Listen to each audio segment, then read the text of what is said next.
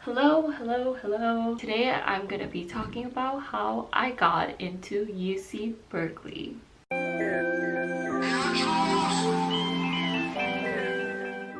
Before we get started, if you're new to my channel, hello, my name is Jungmin and I'm a sophomore at UC Berkeley majoring in cognitive science. And I make videos about college life or just things that I like in general. You can find all these examples up on my channel, like this, like that, or like that. I applied to Berkeley, LA, San Diego, Irvine, Davis, Riverside, and Merced. Technically, I didn't get rejected from any of the UCs I applied to, with UCLA being an exception, which I got waitlisted on. I got accepted to all the UCs I applied to.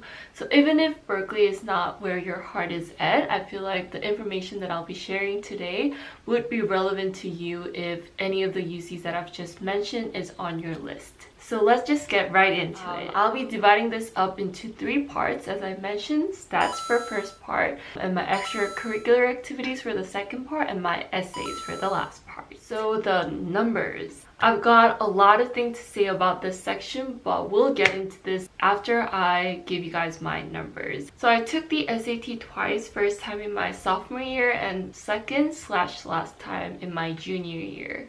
So when I took it the first time, I got a 1440, 650 on the reading and writing section, and 790 on the math section. A year later, I took the SAT once more, which I got a 1430.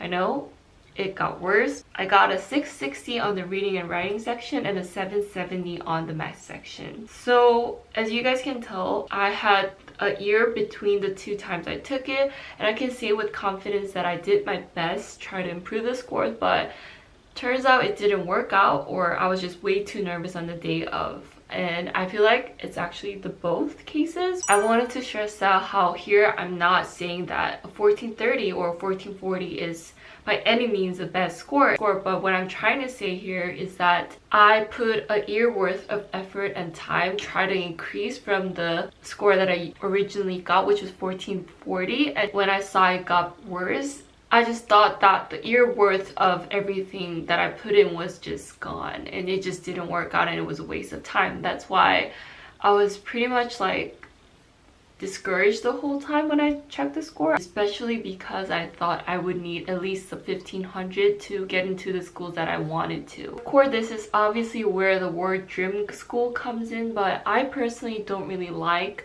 referring to colleges or universities as dream schools, primarily because I've done it myself. I had a dream school for 4 years of my high school, and after getting rejected from my dream school, I realized that dreams should be something that I look up to and that improves who I am as a person. Like, it keeps constantly motivating me to find a better version of me because I want to achieve that dream. But the idea of having a dream school did the opposite. What I dream a dream to have an effect on me. I feel like I was kind of pressuring myself into this ideal candidate that my dream school looked for. I probably wasn't the most genuine version of myself. I could talk about this on, and if you guys are interested in me talking about my story of getting rejected from my dream school, let me know. I can make a video about it. After the discouragement period, I talked to my advisor and my friends, my parents, and finally decided that I should not take the final try of the SAT, which a lot of my friends feel like that's what most people do as well. They take the SAT for 3 times, but I didn't end up taking that. So I just took the SAT twice, and for the colleges that allow super scores, my final SAT score that I submitted was 1450. I'm not totally sure if UCs allow super scores, but if they didn't, it was a 1440. Oh, and I didn't take the ACT. Next up is the subject test. So I took 3 subject tests. First one I took was, of course, Math Level 2, and I got a 780 on the test. I also took Biology E with a 710 on that test, and finally I took the Korean test, which I got an 800 on. If you guys have seen any of my other videos, I grew up in Korea, so probably taking the Korean test was the easiest test out of all these standardized tests. I took it because I wanted to meet the consensus where, you know, like, you have to submit at least 3 subject tests to get into the top-notch schools, so that's what I did. I I don't know if that had any positive effect on my application, but those are the 3 tests that I took and submitted. Moving on to my APs. So if you guys have seen the thumbnail, I'm pretty sure that you guys are wondering if I actually didn't take any APs. In fact, I did take APs, but I didn't end up sending any of those scores to the colleges I applied to. I took 5 in total. I took 2 in my sophomore year. I took world history, which I got a 3 on it, and then statistics, which I self-studied and failed, and I got a 2 on it. Junior year comes, I took AP Calculus AB, which I got a 5 on it, and then microeconomics got a 4, and then biology with a 3. So those are the 5 tests that I took. I thought sending in these scores wouldn't really help my application by any means because I didn't really feel that confident in my AP scores. So I just didn't end up sending any of them, which saved a lot of money. I'm actually glad that I made that decision. And I took more AP classes, not the tests, in my senior year. I think I took Calculus BC, Environmental Science, and Statistics. I retook Statistics. Well, actually, because I self-studied for it, I guess I just took Statistics for the first time on my record. I didn't take the AP tests for any of the classes, which is one of my best decisions I've ever made throughout my high school life. I'm so glad that I didn't take AP tests. I know that I'm the type of person who get like stressed a lot. I know myself that I wouldn't have put in the effort. I probably would have been just mentally stressed out, not doing the work, thinking about doing work. So the final number to talk about is my GPA. I don't think I sent in my unweighted GPA. Weighted GPA was 4.23. Before we move on to other sections of the video, I want to briefly talk about the information that I've just shared. If you're watching this video, you're probably a high school senior or junior who's trying to see the chances of you getting into any of the schools I talked about in my intro.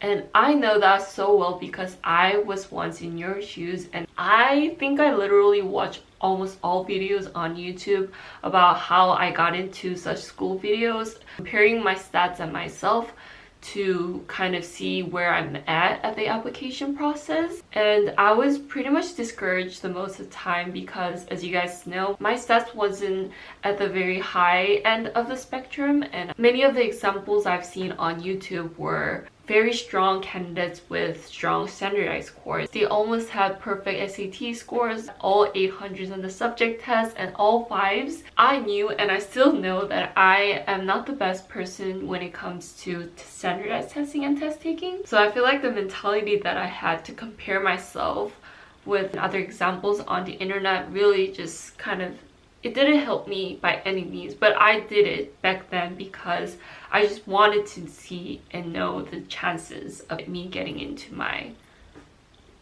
dream schools. So for a while, I didn't want to talk about any of these scores because I was really insecure about them. I thought these numbers represented who I am as a person, which is totally not true. The reason I'm putting this video up is mainly because I wanted to put an example, my example, out on the internet where there is a person who didn't get the perfect scores but got into one of the schools, and I'm really satisfied with where she's at. If any of you are watching this and are feeling anxious, stressed out, or just, you know, worried about if you're gonna get into any of the schools you want to go, or, you know, all that stuff, I just want this video to be a reminder that all these numbers do not represent who you are, nor me, nor anyone else. I know that was quite cheesy, but that is genuinely what I think and how my perspectives on these numbers have changed.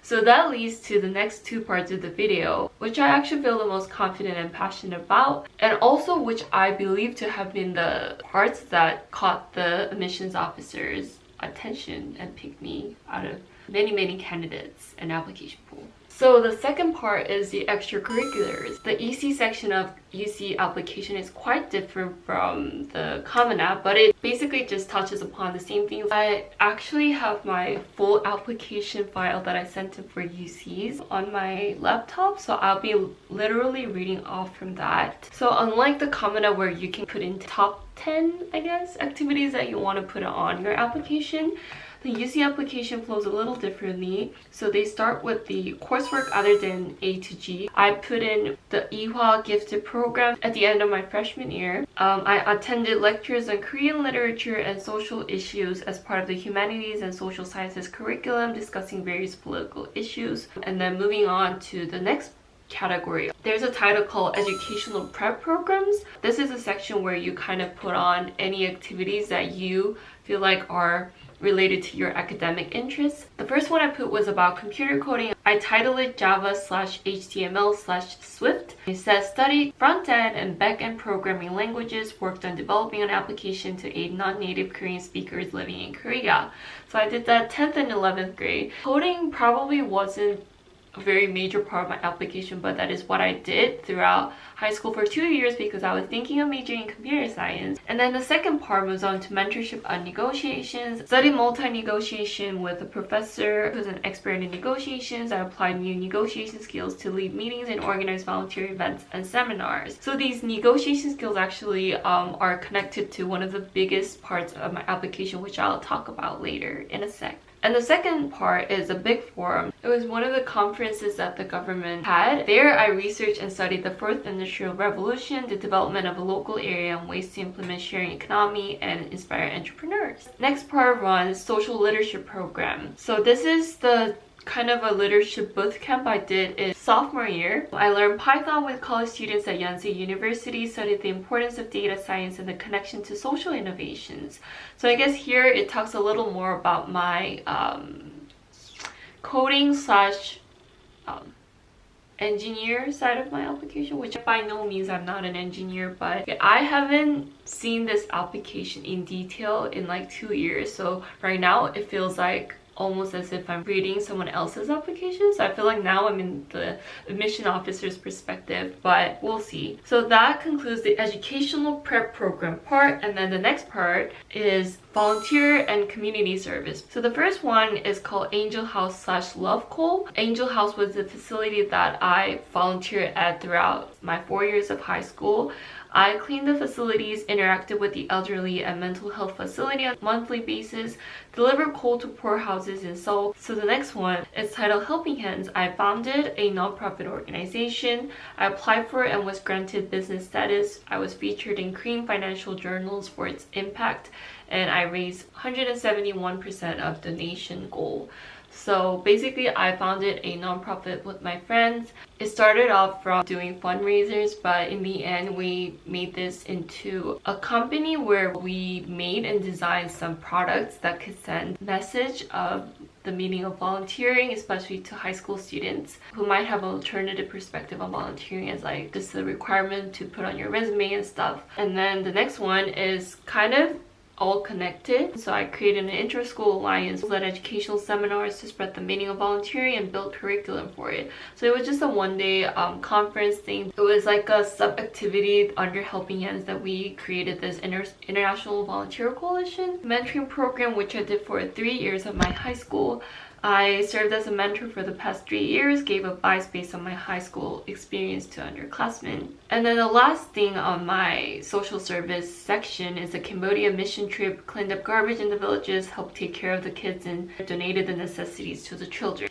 And the awards honors section comes, and I mainly put the awards that I got from my school. It was the speech contest, first place, and then like science fair, second place, and the board chairman award. The only external award that I had was regional grand prize that I got from SNUE, which I think stands for Seoul National University of Education, English essay contest. So yeah, that was my award section. You might wonder that all of these things were already extracurricular activities, but on UC application, there's the final section titled Extracurricular Activities. So here, I could only talk about 5 activities that I was a co-president of FRAME, which is the photography organization in our school. We organized first photography contests at our school, judged submissions, promoted contest participation, take photographs regularly. I was also the editor-in-chief in our school's newsletter club, led the transition to online publication, ensured timely publication by managing schedule, created brochure for new students. The next three final ones fall under more on the artistic side of my application. I wouldn't say I'm an artistic person, but I value the aesthetics quite a lot. So these three were quite major parts, probably not on my application, but in my life. That sounds deep. But anyways, I was a vocalist in our choir and chapel band at our school, led chapel services as a vocalist, performed the annual Christmas concert, performed in conjunction with church bands, choir, and a cappella. I also call myself a freelance designer. I said I designed club posters on social issues, organized the Helping Hands magazine layouts, created a personal YouTube channel on academic advice. So these three are kind of like all over the place, where I just put all of them together and presented myself as a freelance designer. And then the final thing is I was an actor slash stage manager in my drama club. I auditioned for and played the part of one of the fairies in A Midsummer Night's Dream. Worked as a stage manager for Much Ado About Nothing and senior year, but I played one of the roles of the senior play we had. That concludes the part on my extracurriculars. I know that was quite a lot of information, and it does look very different from the Common App EC section. If you guys are interested in the exact format of my Common App EC section, please let me know. I can make a video, but it was pretty much the same. I kind of delved deeper into some of the points in some parts. It didn't include the ones that were more minor. Hi, this is me editing. I just wanted to hop in and let you know that the essay section almost goes for like another full 10 minutes long video, so I thought I could separate them. So this video would be just a combination of my stats and extracurricular activities. And the next one, which will be coming up very soon, will be the essays that got me into the college that I go to. So please stay tuned for the next video on my essays. And thank you guys so much for watching today's video. I hope you guys found it helpful. And I also have some other final thoughts about this whole how I got into Berkeley video in the next video's outro. So I won't include them right here because it would be repetitive if I do that. But please look forward to the next video. Thank you. I'll see you guys in my next video. Bye!